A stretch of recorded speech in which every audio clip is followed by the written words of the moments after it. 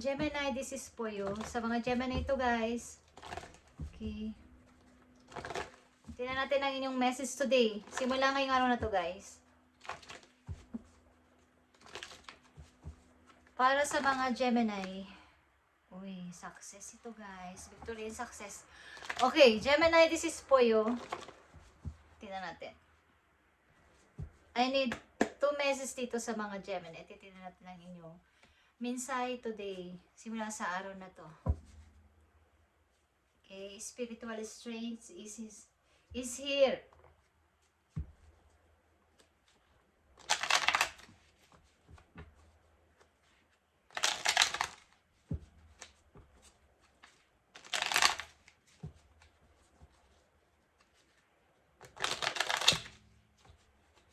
Bato sa'yo, Gemini. Message sa'yo today. Simula sa araw na to. Okay. Page of Cups is here. Ten of Sword. King of Sword. And the Five of Wands. So, tama na ang mga alitan. Okay.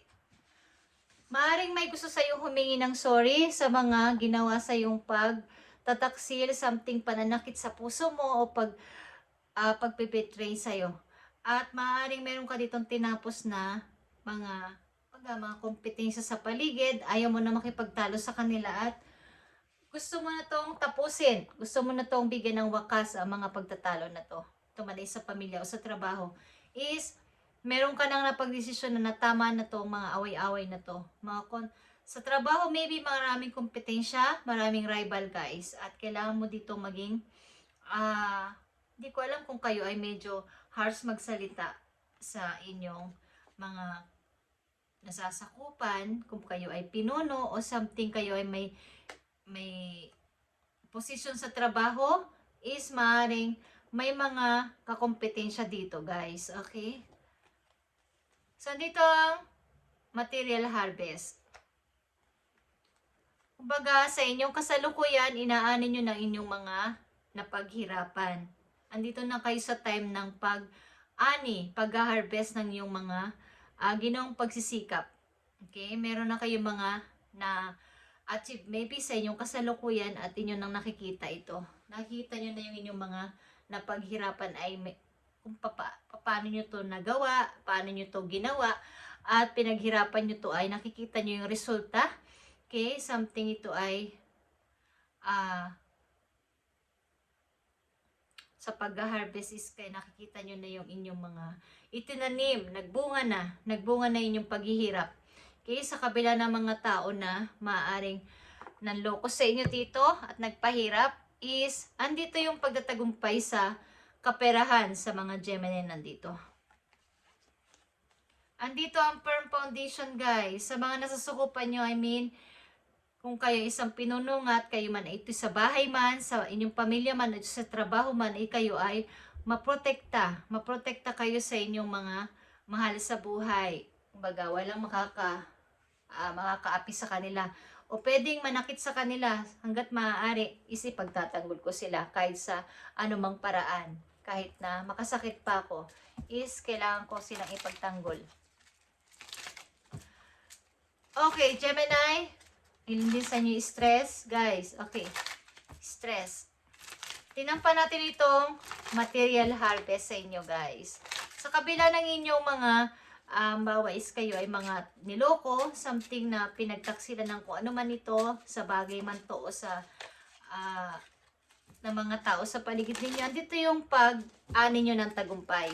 Pagkatupad ng inyong pangarap at pagbangon mula dito sa Ten of Swords. Maring marami nagulat sa inyong pagbangon muli at pag-uumpisa ulit. Nagkaroon ulit kayo ng mga pasimula sa buhay at paglago din sa kaperahan. Especially sa kaperahan is meron, guys. Okay?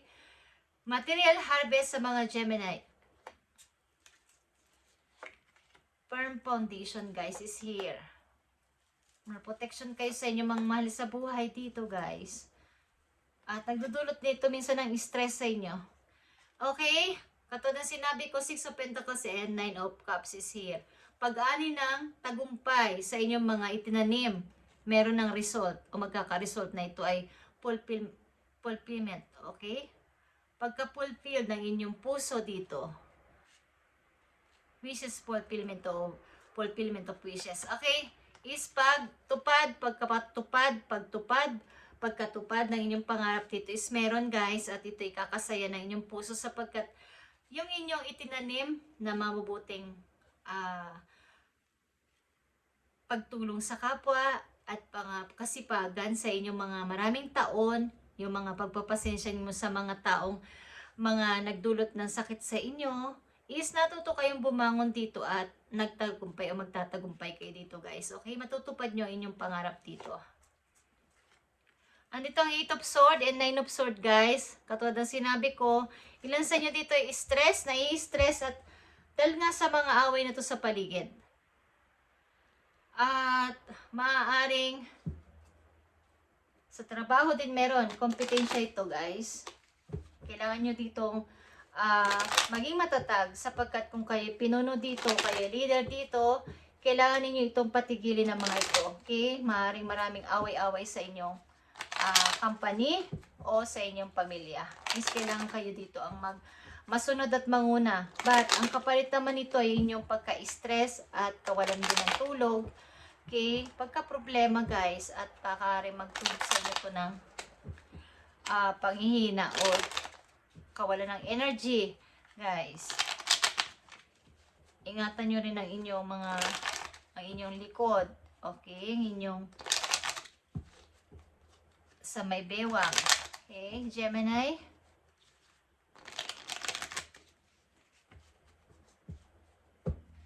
Mayroon kayo itong tatlong 9 at ito ay alignment. Maaaring pagsasara din ng cycle, mga old cycle sa inyong buhay na alam ninyong nakakapagpabigat na sa inyo. Okay, nakakapagpabigat na sa inyong pangaraw-araw na ginagawa. Tingnan natin ito guys. I need message for Gemini. So sa inyong pamilya o sa inyong community, sa inyong lugar, is nagkalat ang mga opportunity. Oportunidad is meron. At maraming nag-aalok sa inyo ng opportunity, may chance. Okay, may potential sa inyong tinitirahan lugar. Guys, Gemini, maraming oportunidad at kalat at maaaring may mga nag-o-offer sa inyo sa trabaho ito. Okay, 6 of Pentacles again is here. Napakamatulungin yung tao guys. But sa inyong kasalukuyan, maaaring namimili na kayo ng tutulungan. Hindi na basta-basta nagbibigay ng madalian. Tinitingnan nyo muna kung sino ang nararapat talagang bigyan. At maaaring dapat kayo magtira sa inyong sarili, okay? Hindi basta bigay lang ng bigay. Andito ang 10 of Cups, okay? Pag-protection ito sa family maybe. Mayroon kayong masayang pamilya kaya inaalala nyo to na huwag itong masira. Manatili itong nasa 10 of Cups, manatili itong masaya, manatili itong matatag. At maaaring ilan sa inyo ay mayroong happy family na masasabi na inyong pinoprotektahan. At ayaw nyong masira ito. Gemini.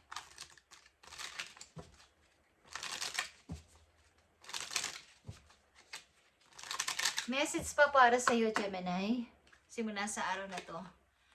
Andito ang girl with the snake. At magbigay kayo ng boundaries, guys, sa mga pwedeng lumapit sa inyong tao. Simula sa araw na to. May mga puso. May mga taksil sa inyong paligid, guys. Taksil. Maaaring kayo ay lokohin or malinlang. Andito din ang one night stand. Okay? Gemini, andito din ang unexpected o lapasa din, may mga unexpected na marireceive kayo, tumanay good or bad, ay hindi nyo inaasahan. At renewal. Renew home. Guys, renew hope, renew home is here. Parang bagong pag-asa na hindi nyo inaasahan. Guys, forgiveness, this is kailangan dito.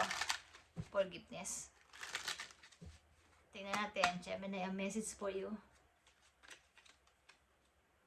Observation is here, Gemini. You are being encouraged to look beyond deceiving appearances into the true reality of a situation or person's motives. Sa mga lalapit sa inyong tao is kailangan makaramdam kayo at maging mapag-observe sa mga taong magbibigay sa inyo ng alok, guys. Okay, at maaaring maghihingi ng favor baka sila ay mali ang motibo o masama ang motibo sa inyo. Guys, you need to hear what is really being said despite the words and emotions coming from the messenger. Okay.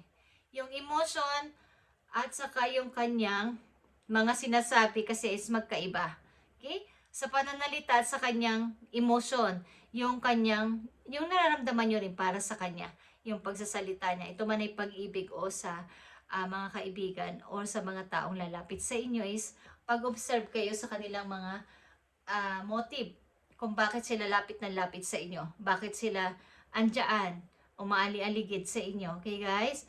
Maaring kung kayo ay nakikipag-date is maaring may ibang motive ang tao na to at hindi talagang totoo ang pakikipag-relasyon sa inyo. So kayo maging mapag-observe at baka ito ay mauwi sa one night stand. At sa mga lalapit naman sa inyong mga tao, sa ilang Gemini dito is magbigay kayo ng boundaries sapagkat baka kayo gamitin lang nila at may kinalaman dito sa money, guys. Okay? At sa pamilya, yung makasira o masira ang inyong masayang pamilya. Okay, Gemini? At isa pang message po yun, tingnan natin. Para to sa iyo. Maaaring marami kayo dinadalang problema at sapat na to para inyong ibaba naman at isipin ang sarili. Okay? Para to sa iyo, Gemini, message for you. So, come home to yourself is here. Magbalik ka sa iyong sarili. Ibig sabihin, panandalian na makinig sa sarili. Panandalian na bigyan ng time ang sarili. Mga holiday ninyo, may mga free time kayo is matutong magkaroon ng oras. Matutong magkaroon ng sariling oras sa inyong sarili. Kumbaga ay pag holiday ninyo, wala mo na yung isipin na trabaho, wala mo na isipin na kung ano-ano, basta kayo ay magpahinga at namnamin ninyo ang inyong holiday. Okay? So kahit ito ay panandalian lang o mga ilang araw lang is something, come home to yourself. At sapagkat wala kayong masyadong pahinga, ilan sa inyo is kailangan nyong isipin din ang inyong sarili. At maaaring marami kayong punaprotektahan dito na may kinalaman sa family o sa trabaho at maraming kompetensya, guys. At something forgive na word is here, forgiveness is pinapaalala sa inyo ng inyong mga guides na magkaroon ng forgive para magkaroon ng bagong pasimula. Okay, dito sa inyong message. Okay. Maaaring may nang iwan din sa inyo. Hindi ko alam kung kayo ay iniwanan ng inyong minahal at naiwan sa inyong mga anak. But, andito yung paghingi maybe ng sorry ng isang tao dito. Kaya lang andito na yung pagkasakit. Sakit sa iniwan sa inyong puso. Okay? So, maaaring marami ng loko sa inyong mga nakaraan at ang hirap ng magtiwala. But andito din yung material harvest. Kumbaga ay marireceive nyo ang mga ibinigay sa inyo. Yung bagang kung ano yung itinanim ninyong mabuti, yun din ang inyong aanihin. Kung mabuti ang pag-aalaga nyo sa isang buto, lalaki siya at lalago. Maganda ang bunga at maganda ang ng kanyang pagkapuno is ayos kung maganda ang inyong pagtatanim. Is ang inyong i-harvest din ay napakaganda. Okay guys? Kung ano yung inyong itinanim na maganda, yun din ang may magandang result din na darating para sa inyo. Okay? Gemini, ito ang inyong message today. At God bless sa inyo lahat guys. At mag-ingat kayo. Come home to yourself paminsan-minsan, lalo na pag kayo ay holiday, bigyan nyo ng tamang, ng medyo maraming time ang inyong sarili. At huwag masyadong magpaka-stress sapagkat na maaapektuhan ng inyong kalusugan. Kaya sa inyong bandang likod, simula sa may bewang guys, okay? Papunta dun sa may gitna na inyong likuran. Okay, sa gitna mismo. Dun banda. Bewang. Backbone. Okay. Thank you, Gemini, and God bless.